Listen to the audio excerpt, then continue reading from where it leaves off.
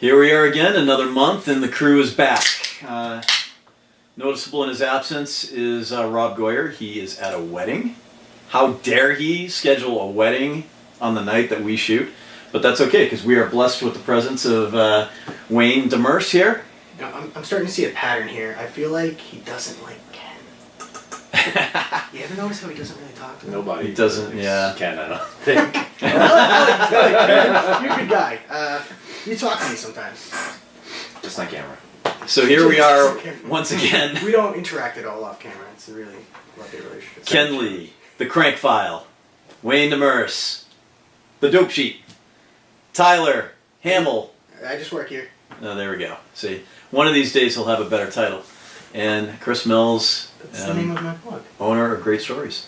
So here we are. With no further ado, let's chat some comics. All right. Starting off top of the order, Marvel. Sorry, we give preference to Marvel here for some reason. I'm not sure why. Maybe that'll change up in future segments. No. But so Marvel it is, and I think we're gonna just we're gonna wrap up the talk with Secret Empire as we hit our last issue this past week, and with that, turn it over to the crew. So I absolutely loved the ending, and that's my comic satire for the night. No, proceed from there.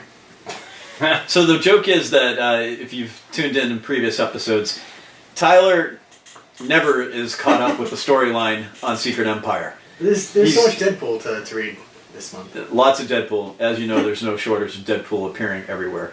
But yeah, so he doesn't have anything to say right now, but I'm sure he will have something to say once we actually get into it. Yeah. So Nick Spencer, how dare you? Liar, liar, pants on fire. I totally totally. agree with that statement.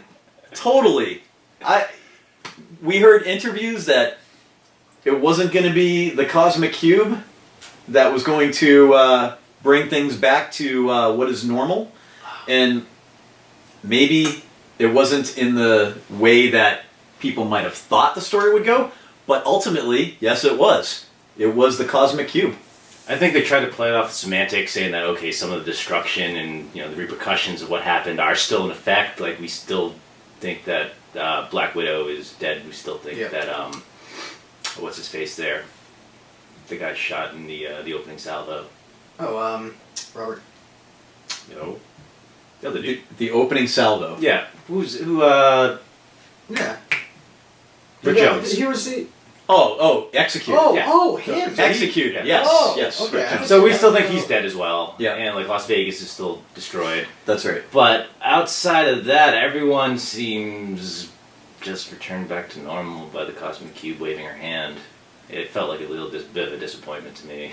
That's what it seems like. It seems like a big cop-out. I mean, and really for what was a wonderful event book, right up until the last issue, in my mind, it feels like a bit of a letdown, quite honestly. And, that we had that hint of what was to come, obviously, with which we'll get into later, with Generations and Legacy, things like that. But, I don't know. I felt like this was a big build-up to almost nothing, like with no long-standing ramifications in the Marvel Universe. There's still, there's still one more issue to come out. There's the Omega issue that will probably wrap up what's happening. Because right now we have two Captain Americas. We got the Hydra Cap and then the reanimated memory of Steve Rogers somehow being brought to life. That was weird. Steve Rogers' Dreamland version, which is the good version, so... It was bizarre. I did like how they did explain what happened with Hydra Cap being able to pull Thor's hammer, which I thought was... It had to be done, because otherwise it wouldn't make sense, but a part of me thinks that they maybe had a different ending plan for this, and they just couldn't pull it off at the end, and decided, alright, well, here's our out. We just have Kobik just wave her magic wand and put it all back in place. You wonder if Nick Spencer's vision for the story was completely upended by the fact that the Marvel has decided to go back to this almost like an old-fashioned Marvel universe. I ordered that too, but at the same time, I think that was always the intention of it. So Secret Empire obviously had social overtones about what's going on today in the real world, but I thought that it was actually more of a commentary on Marvel Comics itself. Like a running theme in the book was heroes forgetting what it meant to be heroes. These characters forgot who they were, and I think this was a way to bring some of these characters that they have, made into new characters, but to kind of bring them back to the roots of what made that character interesting in the first place. So instead of just Amadeus Cho running around and just being a smart dude solving things as Hulk, he's now thinking, okay, now the Hulk is actually, this is a monster. He realizes, as we saw in Generations, when he spoke to Bruce Banner, that Hulk's not a thing to be used to be wielded as a weapon. It's too powerful. And Right. now he sees it as a curse, which brings it back to kind of what the Hulk was originally. I think it's going to be a more interesting story moving forward. I grant you that. Yeah, I guess this is still going to leave a sour taste in my mouth a bit. I have been accustomed to being let down by some of the event books of late. Yep. Going back to Civil War II, extremely disappointed with that, the turnout of that. I really did have high hopes for Secret Empire. I thought the overall, the media campaign that Marvel had going, especially partnering with comic shops. We have friends of ours locally who did a masterful job of using the campaign to kind of, they used like the Hydra brand into their actual store. I thought that was awesome, and they generated a lot of controversy and talk with this whole thing. I mean, friends of mine that don't even read comics would come up and be like, "Hey, Cap's a Hydra agent now?" Yeah, I mean, it really got people talking, and so good on Marvel, good on Nick Spencer for that. I just wish they could have closed out stronger. I think even traditionally, one of the big thing about these huge events is how that continues to affect stories as they develop. After the event is all over. Mm-hmm. So I guess even though apparently the ending isn't as strong as we would have liked, if we can continue to see remnants of what had happened then affect the ongoing stories from here on out with Marvel, they could capitalize on that. There's certainly a lot of placement that they can do with that, and if they could do that, then perhaps they can make up for such a unfortunate way to end. Yeah, I mean that's possible. I mean the one good thing that Marvel has done is they have taken these big events and they have had things like not even become obvious until years later in their storytelling. Yeah. That we're still seeing the original Civil War. Yep. A lot of stuff kind of creep back in the themes from that story and some of the interactions of the characters and things that happen there have these long-term effects going forward through the books, through the interpersonal relationships that we see. So hopefully we will see some of that, going forward. I just don't see how. I'm very interested to see where Marvel's going to take this, since we are kind of almost like, seems like they're going to draw it back and revert a little bit towards a more classic approach, and how the Secret Empire storyline kind of affects those books going forward, even though we're kind of doing a retro thing. Yeah. So, I'm not really sure where that's going to go, but anyway, certainly considering the fact that Marvel, as you say, does carry forward these lasting effects of these stories, it's definitely worth you picking up the books. It's worth, if you're going to pick it up in trade, it might be the better option at this point. Yeah. And you really don't discard the story just because we say it had a weaker ending. It really was a good, solid story. It was right? a solid Right? story right up until the ending. It Yeah. just felt like the ending came rushed. Exactly. So, I mean, it doesn't stop you from going to the movie theaters, right? I mean, how many movies have we seen that just couldn't finish it out, couldn't close it out? But this is no different there. But with that, any more final thoughts on Secret Empire?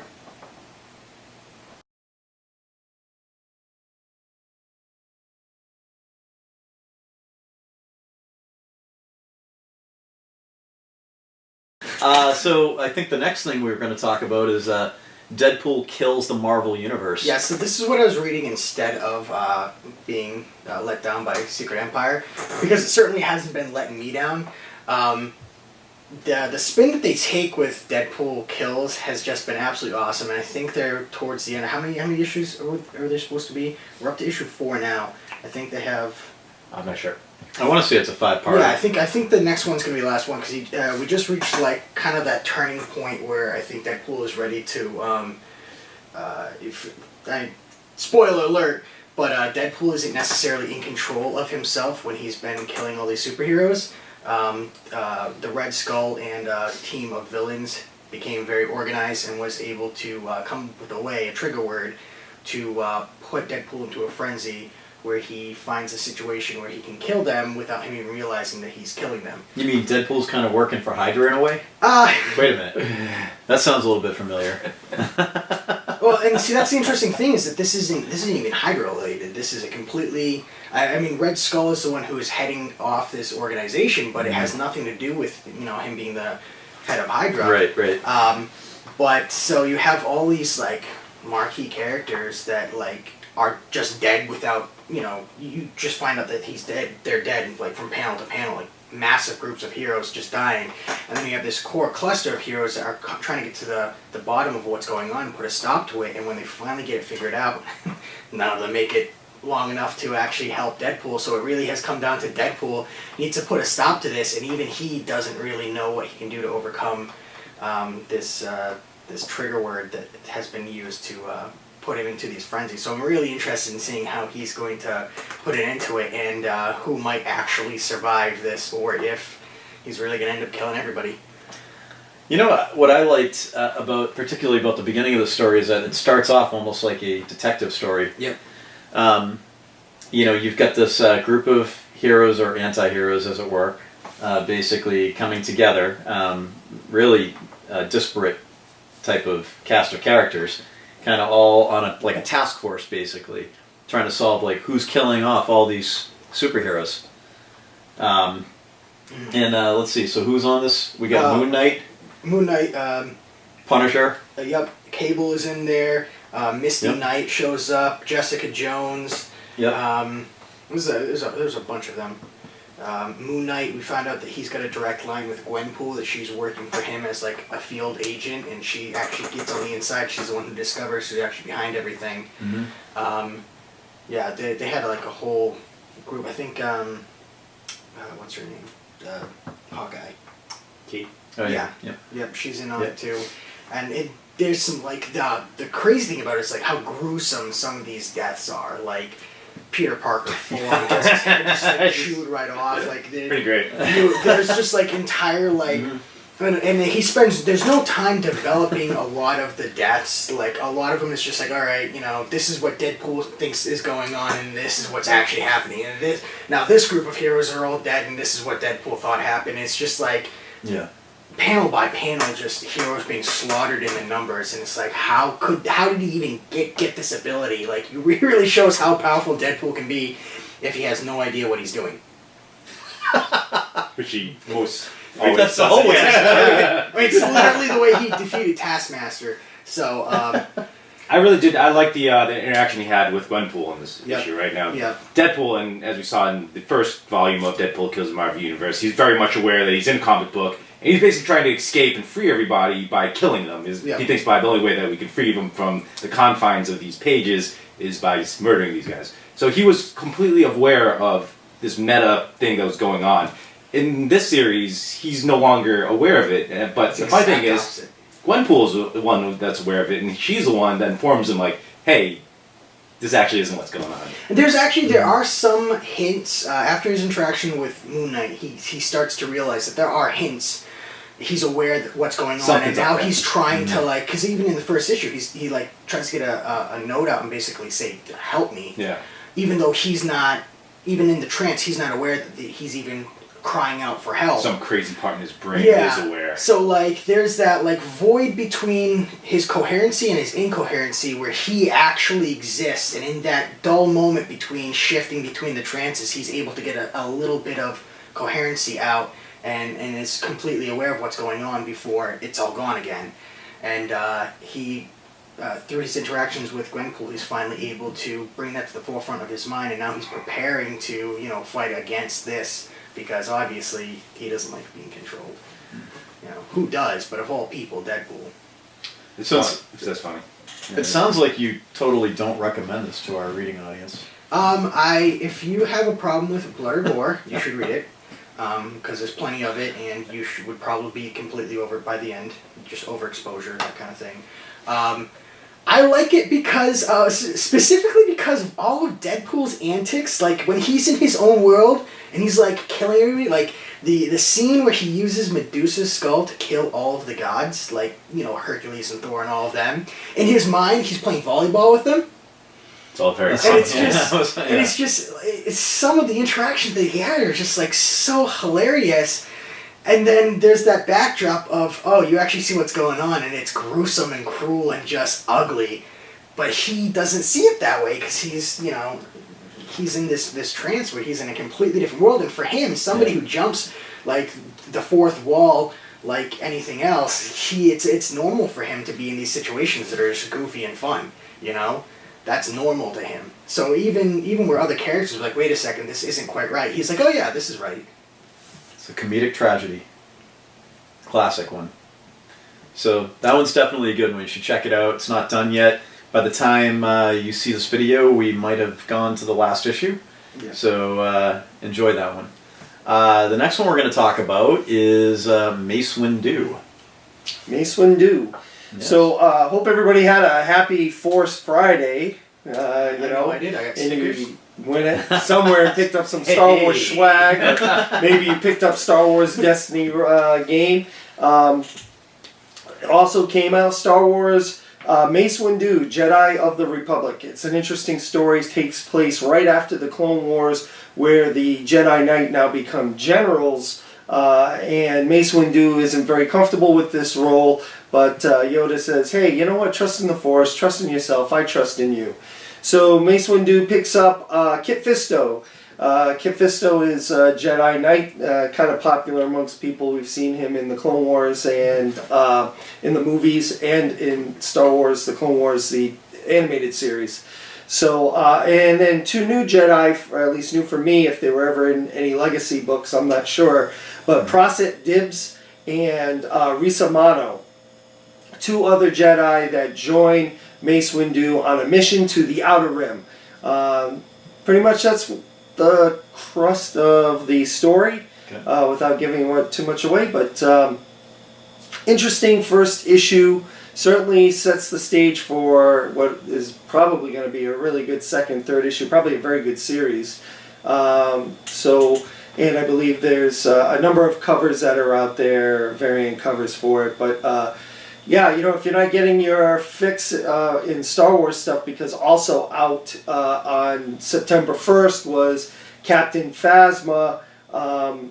That one's Journey to Star Wars, The Last Jedi. Yep. And that's going to be a story that leads right up to the movie. So if you haven't gotten yours yet, it came out on September 1st. You can pick up, that's a book, not a comic book, but a book, a novel.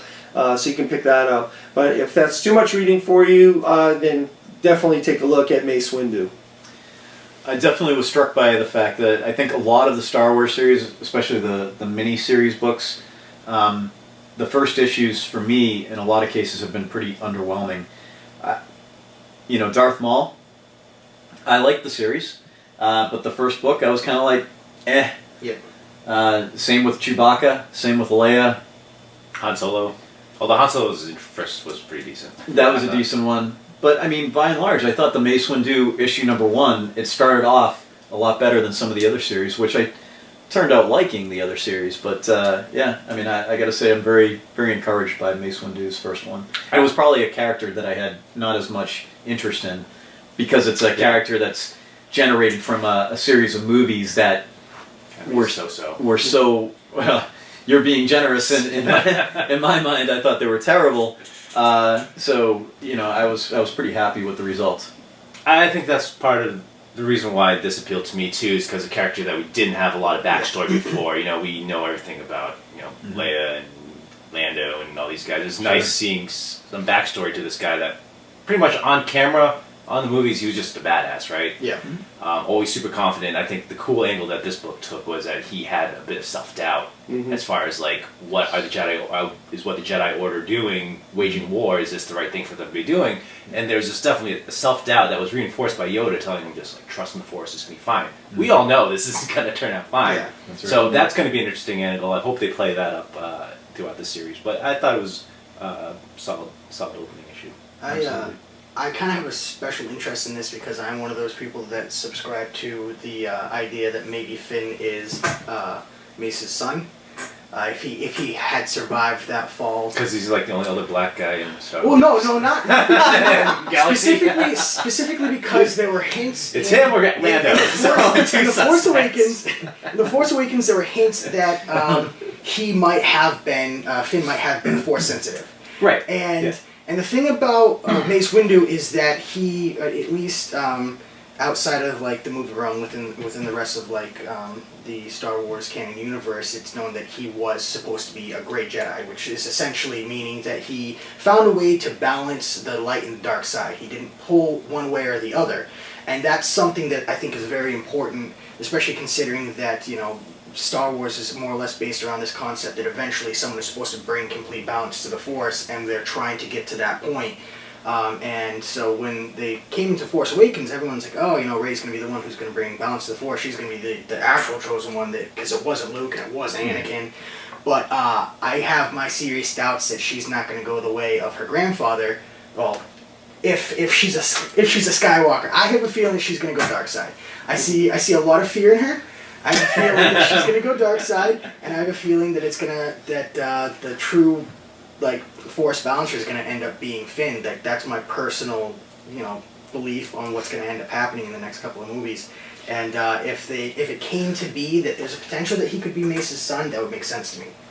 And I know you're skeptical because you're a big Star Wars fan. And I'm just looking around the table. I think there's a lot of pretty skeptical looks. There's so many theories, and we're months away now to some questions being answered, some not being answered, and new questions being raised for sure. So I don't rule out anything. I just I take it all in, and so what I'm hoping is that there'll be something within this series that will give a little bit certainty towards one direction, as opposed to just keeping it completely. And see, I don't think this is anything. The head just popped out of the rabbit hole we just dropped out of, or dropped down. So that's good. See, that's the thing. Tying it back into the book. Anything at all. Won't have anything to do at all with it. But if it did, if you found out that he had a secret son or something, I would be okay, cool, great. That would be enough for me. Cool. All right. So next up, I think we're going to talk. Actually, I was remiss. I should have gone into Generations Legacy, and so we're going to circle back out of the Star Wars world, back into Marvel proper, and talk a little bit about that whole thing. What's to come with the Marvel books and the superhero realm. There it is. Well, we got the previews issues for next month, and as you can tell through a lot of it, a lot of the titles are going back to legacy numbering. We got Invincible Iron Man 594, Captain America's on 695. We received the classic, Cap Classic back in action.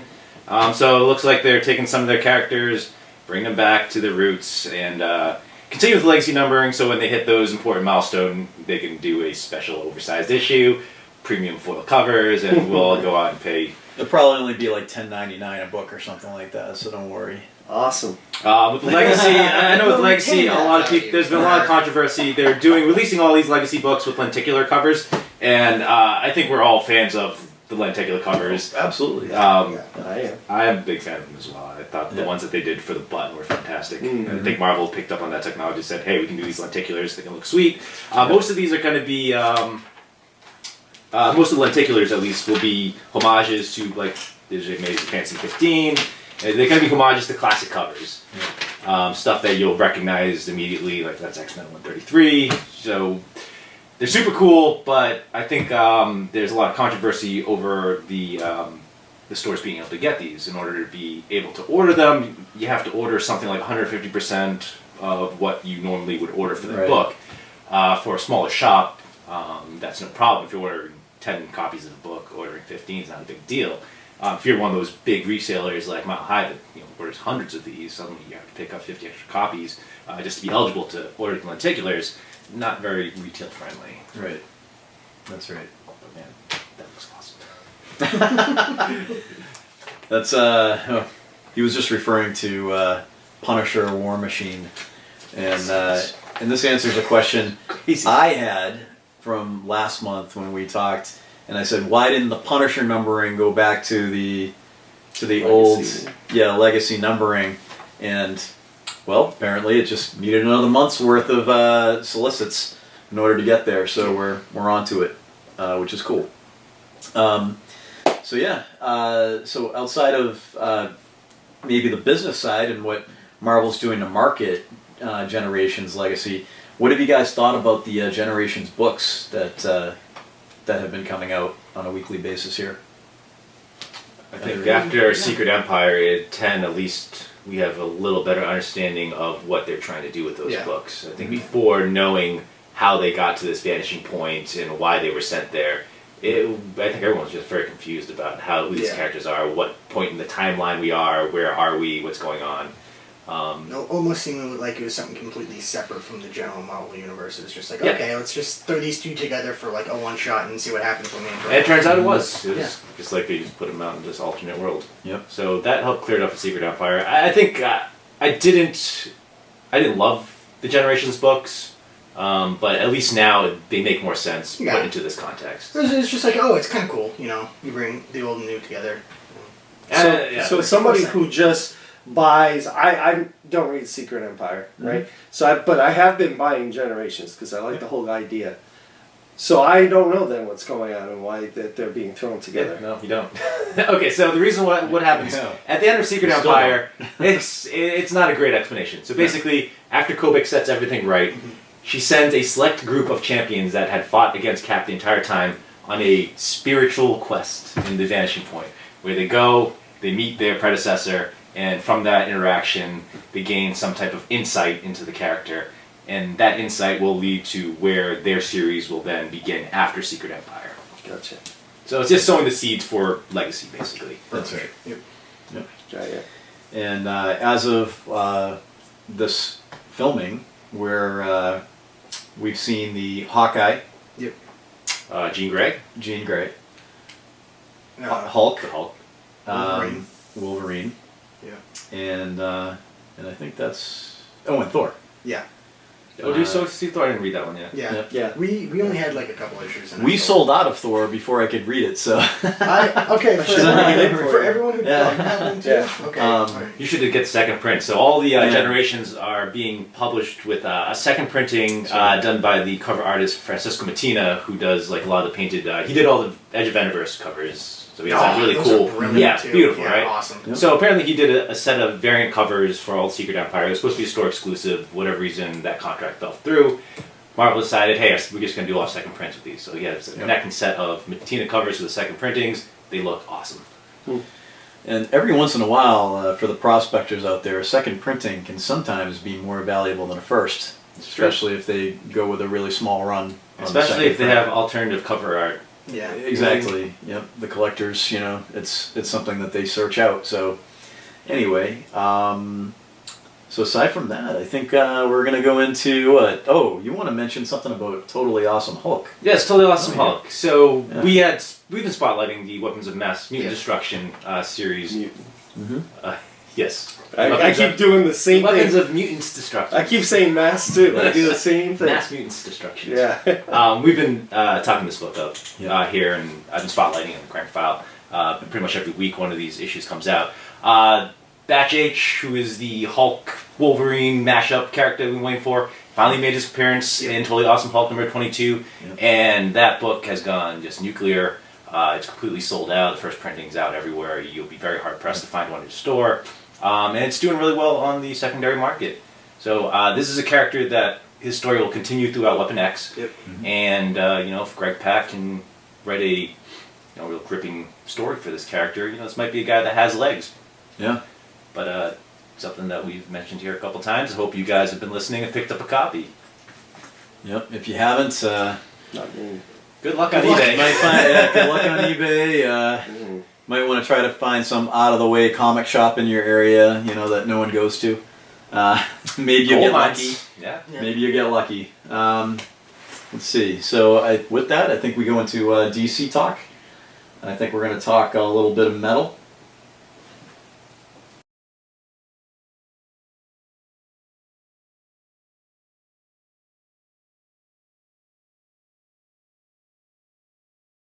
Metal. So what do you guys say? Totally metal. Dark Knights? Anyone read metal? I think it's more like I have them, haven't got to them because they weren't as important to me. I want it to go good. Yeah. The initial story gripped me. Hasn't been holding my interest quite as much as I wanted to, and it's the superheroes do nothing for me whatsoever. Especially because like I'm not a Batman fan by any means. So like if they're relying on the hero's legacy to hold a lot of the attention, then that's not gonna work for me. And the story hasn't. The initial story gripped me pretty good, and it just hasn't held me throughout. So. Not a big fan, but then again, you guys know my preference anyways, so. Well, DC. Yeah. DC Homer all the way. Yeah, absolutely. I'm all about Tyler, just don't swing that way. I don't know. He's a webhead through and through. I think the thing that will eventually save Metal and make it a pretty interesting series will be the villains that they introduce in this, Yeah. which have been hinted at. There's one that is being talked about quite a bit right now that should be debuting in Metal #2, and it's a character called the Batman That Laughs, and it's basically a cross mashup of Batman and the Joker. Yep. So I don't know if you've seen any of like the preview art, but he's got like a creepy like Judge Dredd helmet with like crazy ass vampire teeth, or like it's terrifying. The character, the character design itself has me interested, so I'm optimistic about where Metal will go. Is he named Bat Crap Crazy? More importantly, will the issue come with a foil cover? Because I don't buy that. I believe it does. All right, I like shiny things. Yeah, for me, it's kind of like what Tyler was saying. The Forge, that had me hooked. I mean, I was like, wow, this is really interesting. The lore that they're trying to basically, reference back to, how it affected the entire DC universe over really centuries, right? Mm-hmm. And had me really intrigued, and the casting kind of kept my interest, in the story. But this first issue, just kind of like, it just, I struggled to get through it. I can't explain it to you, but I had a lot of trouble reading it. And I thought it was just me, I thought it was me being distracted with other things in my life or whatever, but I guess a lot of people had the kind of similar feeling I did. I got so 5 pages, 6 pages through, and I was like, I think I'll put this starting aside. to count pages, like how much do I have left? Yeah, exactly. Never good sign. Yeah, and it's so a I grind. just put it aside and picked up something else, and I haven't gone back to it, so. yeah. I think it's more of a series for like the hardcore DC fans, because Mm-hmm. they go back and they reference stuff that goes back to like the New 52, stuff that goes back to Flashpoint. Yep. Stuff that if you're not well versed in like, DC history for the last 10, 20 years, some of this stuff doesn't make a lot of sense to you.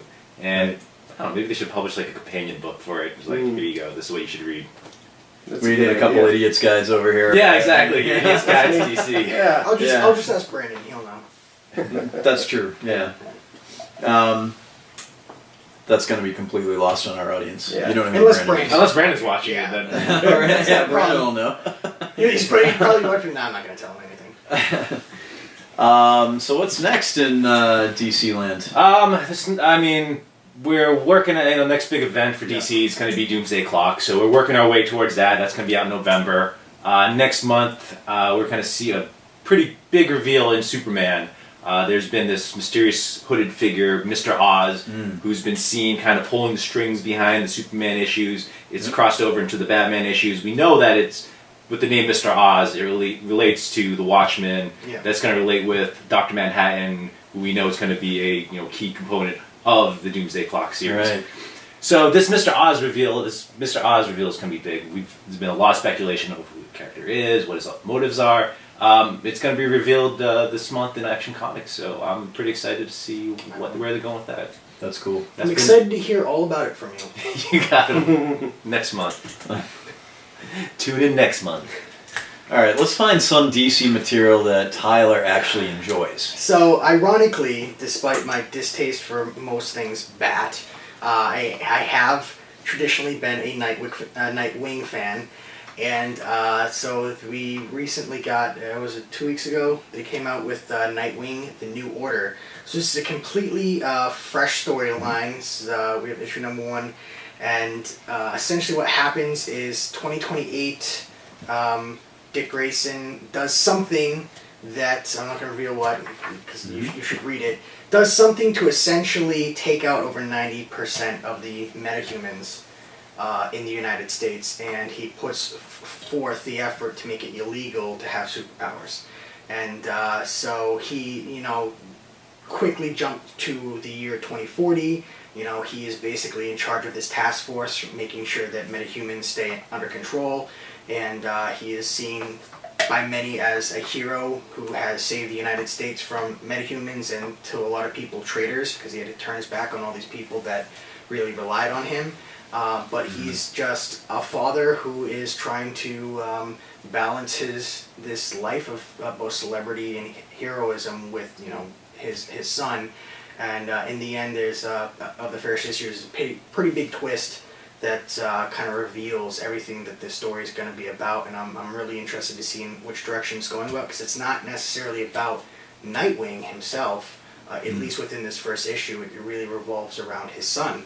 So, we have a little bit of a hint that there's some history with an unknown mother, and if who I think it might be, which my friend here kind of semi-confirmed, I would be pretty excited about, because I've been shipping them pretty much my entire childhood. I'm not going to say who, but yeah, so I'm actually pretty excited to see the direction that this is going to go, and I think the primary reason why I like Nightwing is because he's like everything that I wish Batman would be, which is essentially just not a brooding little... I shouldn't say anything. A dick? Yeah. Grayson? Dick Grayson. Yeah. Brooding Grayson. So, and he maintains that personality, even, after the whole world seems to go to crap around him, despite the fact that he has made it a better place. I'm digging the Orwellian themes. Yeah. Definitely. Dystopian future, very, very cool in that. Mm-hmm. I like the introduction of Jake Grayson too. Yeah. It was neat to see kind of like a little baby Dick running around.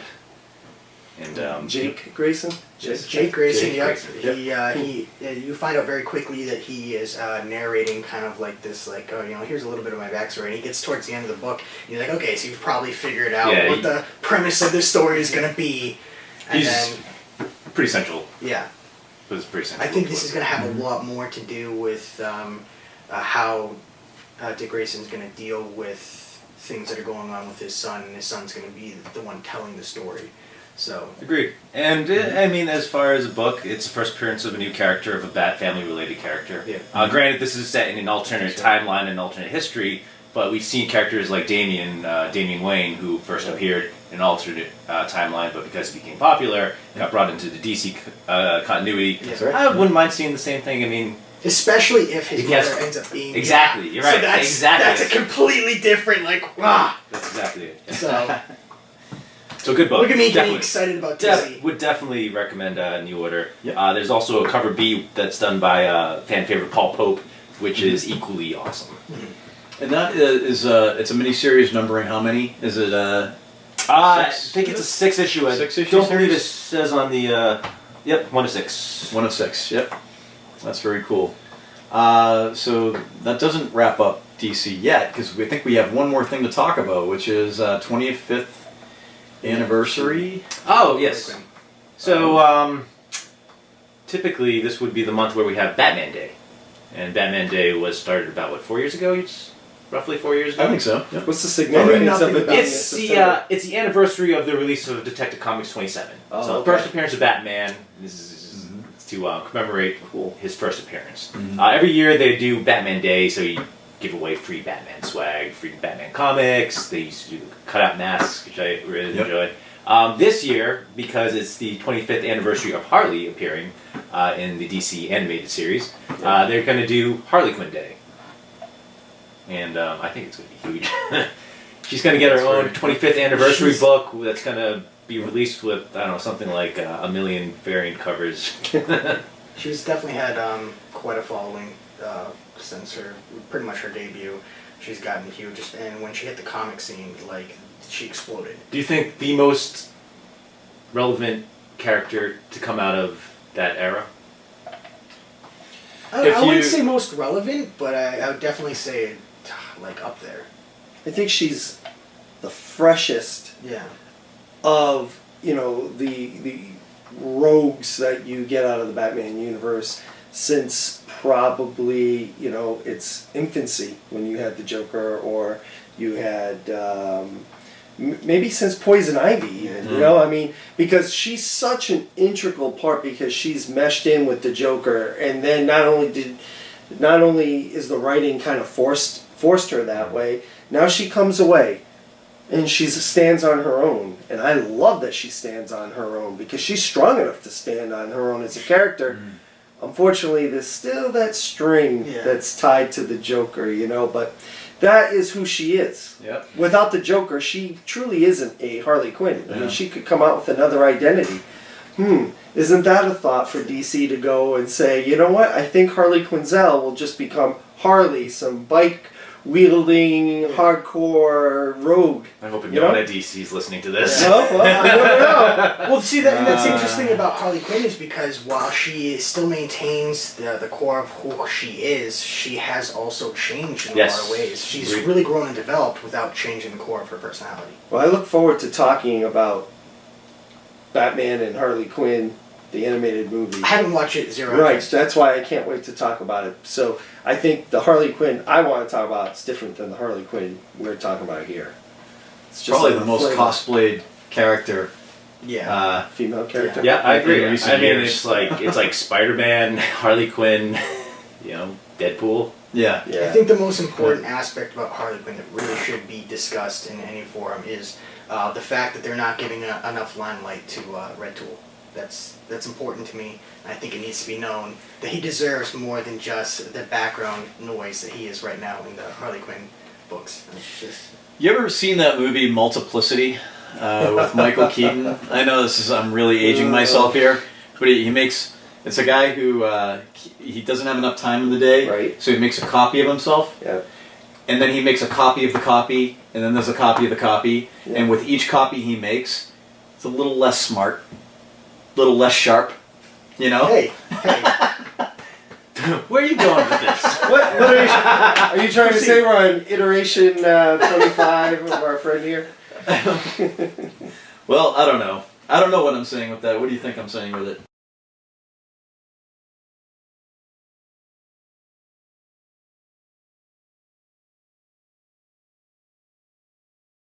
So, let's talk indie books. What do we got? So we have Robotech issue number 2. Great story so far. Really enjoying it. It kind of felt like the artwork dropped off a little bit. I'm not sure if the artist is the same from issue 1 to 2, but I feel like the artwork dropped off a little bit. But the story itself is pushing forward really well. If you're familiar with the Macross series, the television Robotech series, I felt like it was just kind of drawn out episode to episode. As far as the comic goes, it's pushing right ahead. And in this one, we find out that SDF-1 is going to fold space, and what's going to happen. So I really enjoyed the story, and if you're familiar with it, I highly recommend it. You're only on issue 2. If you're not caught up yet, find issue 1. I'm sure your local comic shop will have it, because it's not even been out, I think, 4 weeks yet. So check it out. Really enjoying that one. Nice. I think you had another suggestion too, right? That's a little bit of what you talked about last time, but Crosswind. Crosswind is a really interesting story where this is issue 3 right here, and on the cover we have 2 main characters. There's a male and female character. The female character is Juniper Eleanor, and the male character is Carson Ray Bennett. Carson is a hitman, and Juniper is a stay-at-home mom. I believe she was an author as well, and her character kind of gets run over by pretty much every male character in this series.